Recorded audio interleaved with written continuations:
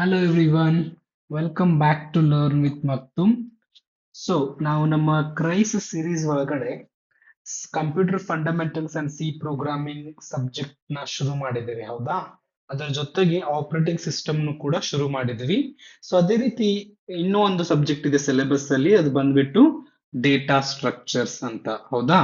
So ಈಗ ನಾವು data structure series ಕೂಡ ಸೈಮಲ್ಟೇನಿಯಸ್ಲಿ ಶುರು ಮಾಡೋಣ್ರಿ. Okay, so that before the exam we will be able to complete all the modules in all the subjects. ಹೌದಾ? So ಇವತ್ತು module 1 ಬಂದ್ಬಿಟ್ಟು introduction to data structure ಅಂತೇಳಿ. So ಅದರೊಳಗಡೆ ಫಸ್ಟ್ ಟಾಪಿಕ್ ನಾವು ಇವತ್ತು ಡೇಟಾ ಸ್ಟ್ರಕ್ಚರ್ ಅಂದ್ರೆ ಏನಂತೇಳಿ ತಿಳ್ಕೊಳ್ಳೋಣ್ರಿ. ಡೇಟಾ ಸ್ಟ್ರಕ್ಚರ್ ಅಂದ್ರೆ ಏನು ಮತ್ತೆ ಅದು ಎದಕ್ ಬೇಕು ನಮಗೆ ಅನ್ನೋದನ್ನ ಈ ಒಂದು ವಿಡಿಯೋದೊಳಗಡೆ ನಾವು ತಿಳ್ಕೊಳ್ಳೋಣ. ಓಕೆ, ಇದಾದ ನಂತರ ನೆಕ್ಸ್ಟ್ ವಿಡಿಯೋದಲ್ಲಿ ಟೈಪ್ಸ್ ಆಫ್ ಡೇಟಾ ಸ್ಟ್ರಕ್ಚರ್ ನ ನೋಡೋಣ್ರಿ. Okay, so let us start the lesson. Firstly ಇಲ್ಲೊಂದು ಎಕ್ಸಾಂಪಲ್ ಇದೆ ರೀ. ಏನ್ರಿ ಎಕ್ಸಾಂಪಲ್ ಅಂತಂದ್ರೆ, ಒಂದು ಲೈಬ್ರರಿ ಐತಂತ ಅನ್ಕೋರಿ. ಆ ಒಂದು ಲೈಬ್ರರಿ ಒಳಗಡೆ ಒಂದು 10,000 ಅಥವಾ 20,000 ಬುಕ್ಸ್ ಅದಾವು. ಆ ಬುಕ್ಸ್ ಏನಾಗಿದಾವ್ರಿ, ಸ್ಕ್ಯಾಟರ್ಡ್ ರ್ಯಾಂಡಮ್ಲಿ. ಸೊ ರ್ಯಾಂಡಮ್ ಆಗಿ ಏನಾಗಿದಾವ್ರಿ, ಅವು ಸ್ಕ್ಯಾಟರ್ ಆಗಿದವು. ಅಲ್ಲಲ್ಲಿ ಇಲ್ಲಲ್ಲಿ ಬುಕ್ಸ್ ಎಲ್ಲ ಅದಾವ ಅಂತ ತಿಳ್ಕೊರಿ. ಏನು ಒಂದು ಆರ್ಗನೈಸೇಷನ್ ಮಾಡಿಲ್ಲ, ಅಲ್ಲಿ ಎಲ್ಲಾ ಬುಕ್ಸ್ ರ್ಯಾಂಡಮ್ಲಿ ಸ್ಕ್ಯಾಟರ್ ಆಗಿದವು. ಓಕೆ, ಸೊ ಈಗ ಆ ಒಂದು ಲೈಬ್ರರಿಯಲ್ಲಿ ನನಗೆ ಈಗ ಒಂದು ಬುಕ್ ಬೇಕಪ್ಪ, ಡೇಟಾ ಸ್ಟ್ರಕ್ಚರ್ಸ್ ಯೂಸಿಂಗ್ ಸಿ ಅನ್ನೋದೊಂದು ಬುಕ್ ಬೇಕು. ಸೊ ಈಗ ಒಬ್ಬ ಮನುಷ್ಯನಿಗೆ ಆ ಒಂದು ಬುಕ್ ನ ಹುಡುಕ್ಲಿಕ್ಕೆ ಹಚ್ಚಿದ್ರೆ, will he be able to find it quickly? No, ಅವನು ಜಲ್ದಿ ಹುಡುಕ್ಬೋದಾ ಅದನ್ನ? ಆಗೋದಿಲ್ಲ. ಯಾಕಂದ್ರೆ ಅಲ್ಲಿ ಏನೂ ಒಂದು ಆರ್ಡರ್ ಇಲ್ಲ, ಒಂದು ಅರೇಂಜ್ಮೆಂಟ್ ಇಲ್ಲ, ಒಂದು ಆರ್ಗನೈಸ್ಡ್ ಇಲ್ಲ.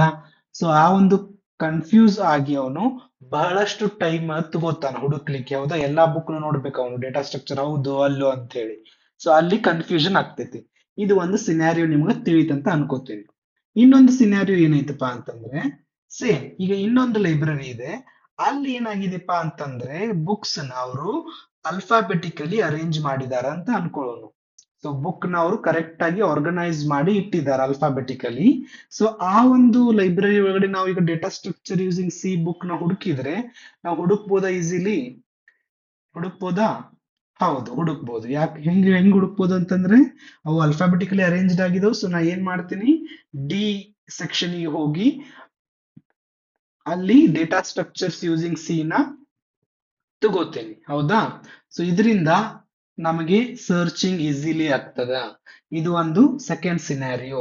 ಸೊ ಈಗ ನಮ್ದು ಏನು ಇದು ಬುಕ್ಸ್ ಅದಾವಲ್ರಿ, ಏನಿದು, ಇದು ನಿಮ್ದು ಡೇಟಾ. ಹೌದಾ?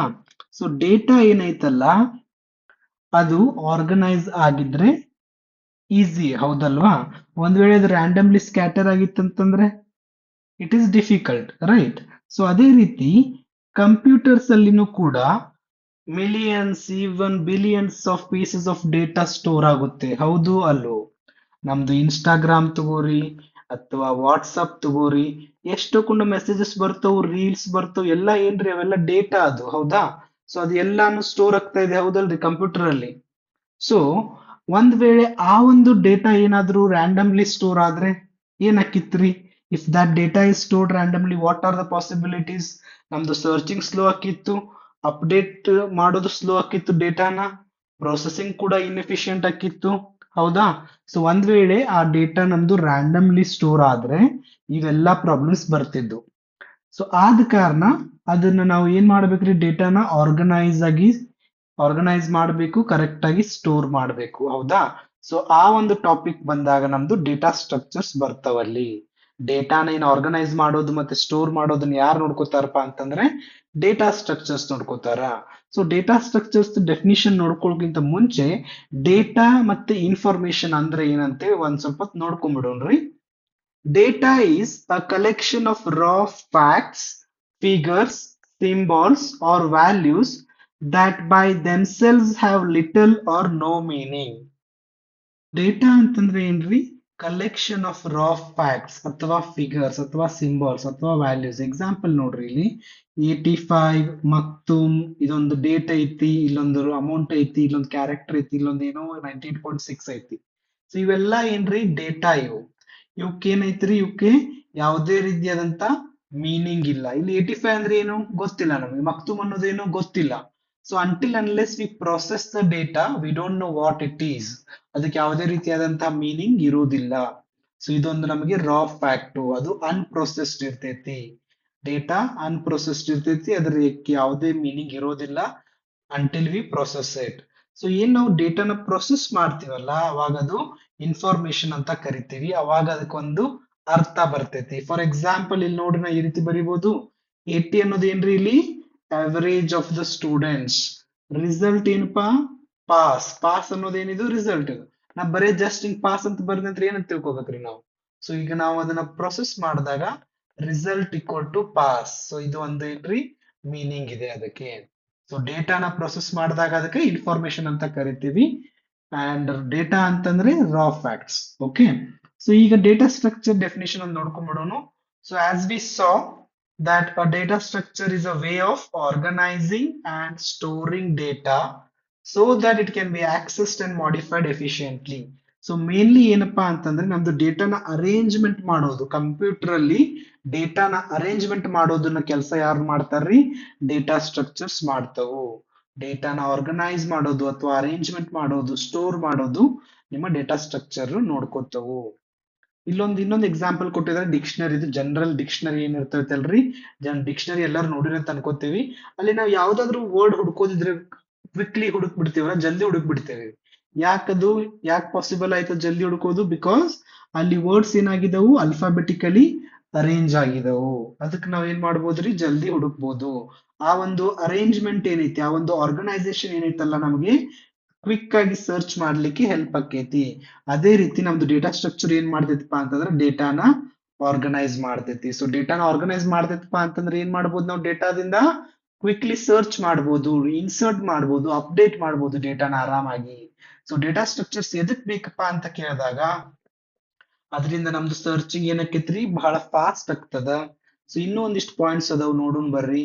Y do we need data structures ಅಂತಂದ್ರೆ, because data structure help us to store the data. Efficient ಆಗಿ ಡೇಟಾನ ಸ್ಟೋರ್ ಮಾಡಬಹುದು, ಕ್ವಿಕ್ಲಿ ಸರ್ಚ್ ಮಾಡಬಹುದು, ಇನ್ಸರ್ಟ್ ಮಾಡಬಹುದು ಈಸಿಲಿ. ಅದೇ ರೀತಿ ಡೆಲೀಟ್ನು ಮಾಡಬಹುದು.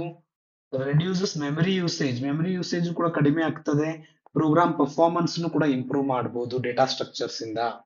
ಸೊ ಯಾವ್ಯಾವ ಡೇಟಾ ಸ್ಟ್ರಕ್ಚರ್ಸ್ ಇದೆ ಅವುಗಳ ಬಗ್ಗೆ ನಾವು ಮುಂದಿನ ವಿಡಿಯೋದಲ್ಲಿ ನೋಡ್ಕೊಂಡ್ರಿ. ಈ ಒಂದು ವಿಡಿಯೋದಲ್ಲಿ ನಿಮಗೆ ಡೇಟಾ ಸ್ಟ್ರಕ್ಚರ್ ಅಂದ್ರೆ ಏನು, ಡೇಟಾ ಅಂದ್ರೆ ಏನು, ಇನ್ಫಾರ್ಮೇಶನ್ ಅಂದ್ರೆ ಏನಂತ ತಿಳಿತಂತ ನಾನು ಅನ್ಕೋತೇನ್ರಿ. ಓಕೆ, ಏನಾದ್ರು ಡೌಟ್ ಇದ್ರೆ ಕಮೆಂಟ್ಸ್ ಅಲ್ಲಿ ಹಾಕಿ ಡಿಸ್ಕಷನ್ ಮಾಡೋಣ. So let us see some of the MCQs here. So firstly data is what? Data ಏನ್ರಿ? Data is raw facts. ಹೌದಾ? ಆ ಡೇಟಾ ಸ್ಟ್ರಕ್ಚರ್ ಇಸ್ ವಾಟ್? ಏನ್ರಿ ಡೇಟಾ ಸ್ಟ್ರಕ್ಚರ್? ಅದು ಪ್ರೋಗ್ರಾಮಿಂಗ್ ಲ್ಯಾಂಗ್ವೇಜ್ ಏನ್ರಿ? ಅಲ್ಲ. ಆಪರೇಟಿಂಗ್ ಸಿಸ್ಟಮ್ ಏನು? ಅಲ್ಲ. ಕಂಪೈಲರ್ ಏನು? ಅಲ್ಲ. ಏನ್ರಿ ಅದು? It is a method of organizing the data. Which one is the information? 85, ABC, 100 rupees, we don't know what it is. What it is? These are data. They are raw facts, right? But ಇಲ್ಲಿ see ಏನೈತ್ರಿ, student scored 85 marks in mathematics. So ಇಲ್ಲಿ 85 ಅನ್ನೋದು marks ಅಂದ್ರೆ data ಏನಾಗೈತಿ ಇಲ್ಲಿ process ಆಗೈತಿ. So ಇದು ನಿಮ್ದು information. Which of the following is not an advantage of data structure? Not ಕೊಟ್ಟಾರ್ರಿ ಅಲ್ಲಿ, ಚಂತಾಗಿ ನೋಡ್ರಿ, ನಾಟ್ ಅಂತ ಐತಿ. ಫಾಸ್ಟರ್ ಸರ್ಚಿಂಗ್ ಮಾಡ್ಬೋದು ನಾವು ಡೇಟಾ ಸ್ಟ್ರಕ್ಚರ್ ಇಂದ. ಎಫಿಷಿಯಂಟ್ ಸ್ಟೋರೇಜು ಐತಿ. ಈಸಿಲಿ ಮಾಡಿಫಿಕೇಶನ್ ಮಾಡಬಹುದು. ಮಾಡಿಫಿಕೇಶನ್ ಅಂತಂದ್ರೆ ಏನ್ರಿ, ನೀವು ಇನ್ಸರ್ಟ್ ಮಾಡಬಹುದು, ಡೆಲೀಟು ಮಾಡಬಹುದು, right? That is your modification. Slower processing ಇರ್ತೈತೇನ್ರಿ? ಇಲ್ಲ, ಪ್ರೊಸೆಸಿಂಗ್ ಇಲ್ಲಿ ಎಫಿಷಿಯಂಟ್ ಇರ್ತೈತಿ. So this is not an advantage of data structure. Okay, next, which application heavily uses data structure? So data structure ನೋಡ್ರಿ ಎಲ್ಲಾ ಕಡೆನೂ use ಮಾಡ್ತೀವಿ ನಾವು. ನಿಮ್ ಗೂಗಲ್ ಸರ್ಚ್ ಇಂಜಿನ್ ಒಳಗೂ ಯೂಸ್ ಮಾಡ್ತೀವಿ, ಬ್ಯಾಂಕಿಂಗ್ ಸಿಸ್ಟಮ್ ಒಳಗೂ ಯೂಸ್ ಮಾಡ್ತೀವಿ, ಆಪರೇಟಿಂಗ್ ಸಿಸ್ಟಮ್ ಅಲ್ಲಿ ಯೂಸ್ ಮಾಡ್ತೀವಿ. All of the above is the right answer for this. Hope you understood whatever we studied today. Data structure ಅಂದ್ರೆ ಏನಂತ ತಿಳಿತಂತ ಅನ್ಕೋತೀನ್ರಿ. So thank you for watching. ಇದೇ ರೀತಿ ನಾವು ಡೇಟಾ ಸ್ಟ್ರಕ್ಚರ್ ನ ಕಂಟಿನ್ಯೂ ಮಾಡೋಣ. ನೆಕ್ಸ್ಟ್ ವಿಡಿಯೋದಲ್ಲಿ ಟೈಪ್ಸ್ ಆಫ್ ಡೇಟಾ ಸ್ಟ್ರಕ್ಚರ್ಸ್ ನೋಡೋಣ್ರಿ. ಅಲ್ಲಿವರೆಗೂ take care. If you are new to my channel, click on the subscribe button and also click on the bell icon to get the notifications of the future videos. Thank you for watching.